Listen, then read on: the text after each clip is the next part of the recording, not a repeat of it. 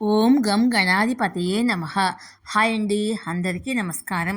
మనం ఈరోజు ఈ వీడియోలో నవరాత్రి పూజా విధానము, నవరాత్రుల యొక్క విశిష్టత ఏంటో మనం ఇప్పుడు ఈ వీడియోలో తెలుసుకుందాం.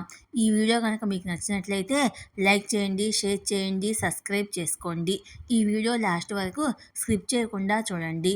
ఇలా చేయడం వల్ల ఈ వీడియో మరికొంతమందికి రీచ్ అవుతుంది. Please subscribe me, support me. Thank you for watching.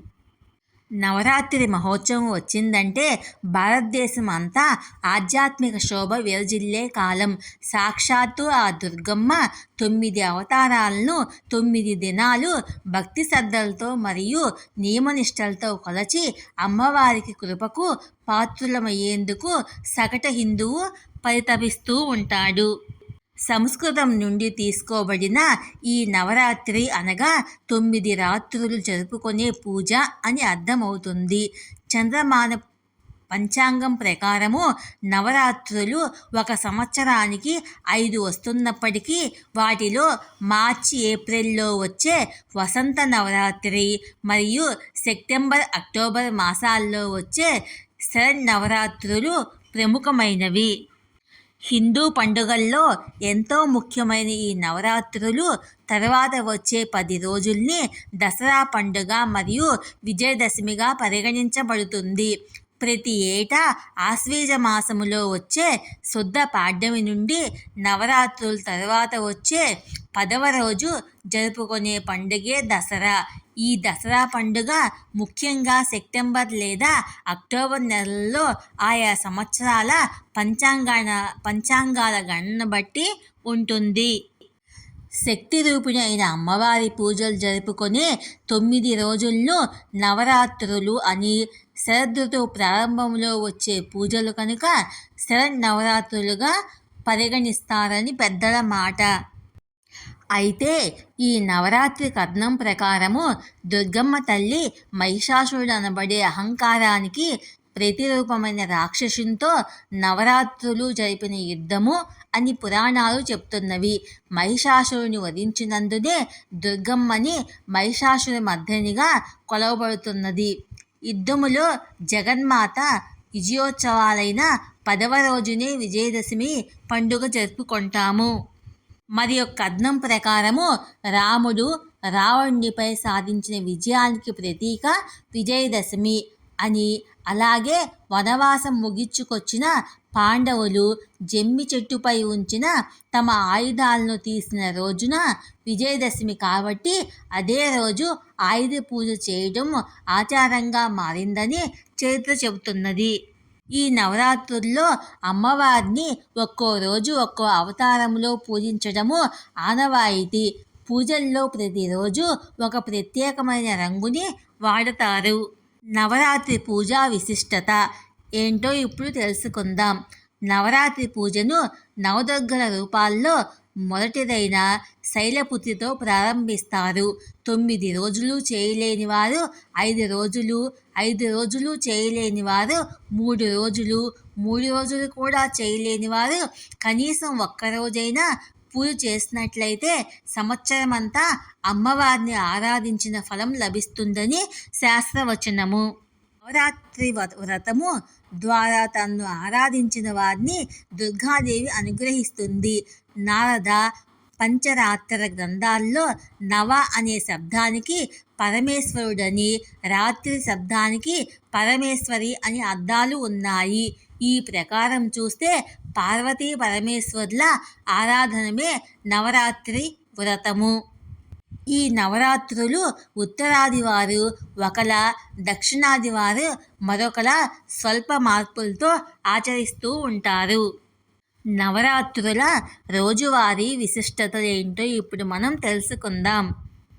తొలి రోజు శైలపుత్రి. దుర్గా శరన్నవరాత్రుల్లో ప్రారంభమయ్యే తొలి అవతారము శైలపుత్రి. శైల అనగా రాయి అని, పుత్రి అనగా కుమార్తె అని అర్థము. శైలపుత్రి పర్వతరాజైన హిమవంతుని ప్రథమ పుత్రిక పార్వతీదేవి. శిరస్సును అలంకారంగా బాలచంద్రశేఖరుని ధరించి ప్రతి శూలాన్ని చేతబట్టి ఎద్దు వాహనంపై కూర్చునే అవతారమే శైలపుత్రి. ఈరోజు అమ్మవారికి పొంగలి నైవేద్యం పెట్టి అర్చిస్తే అభిష్ట సిద్ధి కలుగుతుంది. అయితే ఈరోజు అమ్మవారిని పూజించే వారికి రాయి కంటే దృఢమైన దైవ బలాన్ని కరుణిస్తారని ప్రతీతి. ఈ తొలి రోజు ఎరుపు రంగు వస్త్రాన్ని ధరించి అమ్మవారికి పూజ చేస్తే మంచిది. రెండవ రోజు బ్రహ్మచారిణి. ఈ అవతారంలో దుర్గా బ్రహ్మచారిణిగా పరమేశ్వరుని భర్తగా పొందేందుకు తపస్సు చేస్తుంది. బ్రహ్మ అంటే తపస్సు అని అర్థము మరియు చరణి అనేది ఒక చక్కని పురుషుడు, అనుచరుడు అని అర్థము. ఆమె యాగాగ్నిలో తనను తాను అర్పించుకుంటుంది. ఆ తర్వాత దుర్గా హిమవంతుని కుమార్తెగా జన్మించింది. ఆమెకు పార్వతి అని పేరు పెట్టారు. ఆమెకే కన్యాకుమారి అనే మరొక పేరు ఉన్నది. ఈ మాతను ఉపాసించే వారికి సర్వత్రా విజయాలు ప్రాప్తిస్తాయి. రెండవ రోజు ముదురు నీల రంగు శాంతి, సంతోషము, సౌభాతృత్వానికి ప్రతీక. మూడవ రోజు చంద్రఘంట. నవరాత్రి మూడవ రోజు అమ్మవారి మూడవ అవతారము చంద్రఘంటని పూజిస్తారు. ఈ రూపం మిక్కిలి కళ్యాణకారకము. శిరస్సుపై ధరించిన చంద్రుని గంట ఆకారంలో ఆభరణం ధరించినట్లు ఈ దేవి ఉండటం వల్ల ఆమెకు చంద్రఘంట అని పేరు వచ్చింది. ఈ దేవి పేరును స్మరించడం వల్ల మనసు నియంత్రణలో మరింత చురుకుదనంగా ఉంటుంది. ఈ తల్లిని శరణొచ్చిన వారికి ఎల్లప్పుడూ అభయగంట మోగుతూ ఉంటుంది. ఈ దేవత అందము, కరుణలకు ప్రతీకగా పసుపు రంగును వాడతారు. నాలుగవ రోజు కూష్మాండ. నవదుర్గల్లో నాలుగవ రూపము కూష్మాండ. కూష్మాండ అంటే గుమ్మడికాయ. ఒక గుమ్మడికాయ అనే విత్తనాలు కలిగి ఉంటుంది మరియు ప్రతి విత్తనము ఎన్నో గుమ్మడికాయలను కాచే సామర్థ్యాన్ని కలిగి ఉంటుంది. ఈ సృజనాత్మక శక్తి మరియు దాని శాశ్వతమైన తత్వం వల్లే సృష్టి ఒక గుమ్మడికాయ వంటిది. ఈ కూష్మాండం వల్లే దేవీ మాతలో మొత్తం సృష్టి కలిగి ఉంటుంది. ఈ అమ్మవారి అవతారాన్ని పూజించే భక్తుల్లో సృజనాత్మక శక్తి చేకూరుతుందని నమ్మకము. ఈమె తేజోమయి 8 భుజాలతో విరాజిల్లుతుండటం వల్ల ఈమెను అష్టభుజాదేవి అని కూడా అంటారు. విశ్వాన్ని సృష్టించిన మాతగా పరిగణించబడే ఈ దేవతకు ఇష్టమైన రంగు ఆకుపచ్చ రంగు. ఐదవ రోజు స్కందమాత. నవదుర్గల్లో ఐదవ అవతారము స్కందమాత. స్కందుడు అనగా కుమారస్వామి. స్కందుని తల్లి అయినందున ఈమెను స్కందమాత అని పిలుస్తారు. ఈ తల్లి తన బిడ్డడైన స్కందుని ఒడిలో కూర్చోబెట్టుకొని తన వాహనమైన సింహంపై స్వారీ చేస్తున్నట్లు ఉంటుంది. ఇది అమ్మవారి ధైర్యానికి, కరుణకు ప్రతీక. తను నమ్మిన భక్తులకు పతనం లేకుండా ఆ అమ్మ ఉద్ధరిస్తుందనటానికి సంకేతమే ఇది. ఈ దేవతకు ఇష్టమైన రంగు బూడిద రంగు. ఆరవ రోజు కాత్యాయని. దుర్గామాత నవరూపాల్లో ఆరవ రూపము కాత్యాయని. కాత్యాయన్ అనే ఋషి కూతురుగా జన్మించినందున ఈ రూపానికి కాత్యాయని అనే పేరు వచ్చింది. కాత్యాయని రూపంలో అమ్మవారు చతుర్భుజి. 2 భుజాల్లో ఒకదానితో పోటీ పొడవాటి కత్తి, మరొక దానిలో కమలము ఉండగా మూడవ చేతితో భక్తులను ఆశీర్వదిస్తుంది. 4వ చేతితో భక్తులను రక్షించే ధ్యాసలో అమ్మవారి రూపం ఉంటుంది. ఈరోజు కమలాపండు రంగు అంటే అమ్మవారికి ఇష్టం. 7వ రోజు కాళరాత్రి. దుర్గామాత 7వ రూపము కాళరాత్రి. కాళ అనగా సమయమని లేదా మరణాన్ని సూచిస్తుంది. రాత్రి అనగా చీకటని లేదా అజ్ఞానాన్ని సూచిస్తుంది. దుర్గమ్మ ఈ అవతారాల్లో ఒకటి చీకటి యొక్క మరణాన్ని మరియు అజ్ఞానం ముగింపుని పలుకుతుంది.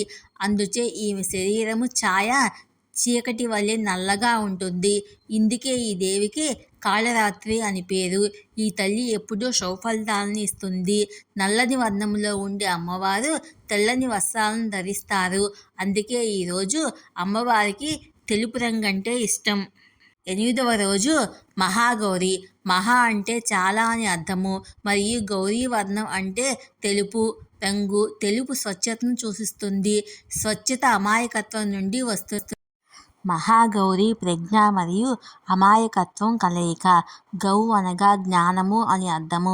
భక్తులు మహాగౌరికి ప్రార్థిస్తే ఆమె అందమైన జీవితాన్ని, అమితమైన జ్ఞానాన్ని ఇస్తుందని ప్రతీతి. భక్తుల సంబంధ బాంధవ్యాల ప్రతిష్టత కొరకు అమ్మవారిని పూజిస్తారు. చల్లని తల్లి జ్ఞాని మహాగౌరి. ఈరోజు గులాబీ రంగు అంటే అమ్మవారికి చాలా ఇష్టం. 9వ రోజు సిద్ధిదాత్రి. దుర్గామాత 9వ శక్తి రూపము సిద్ధిదాత్రి. ఈమె అన్ని సిద్ధులను ప్రసాదిస్తుంది. సిద్ధి అనగా పరిపూర్ణత అని అర్థము. మనం ఏదో ఒకటి కోరుకున్నప్పుడు అవసరం కంటే ముందే మీకు లభించడమే సిద్ధి అంటే.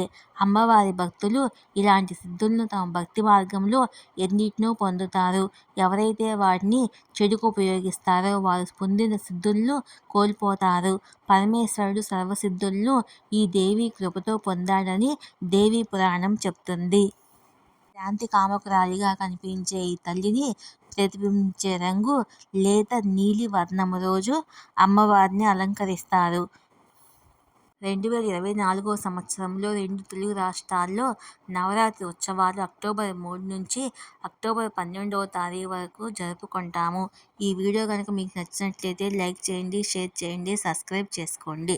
Thank you for watching. తప్పులుంటే క్షమించండి.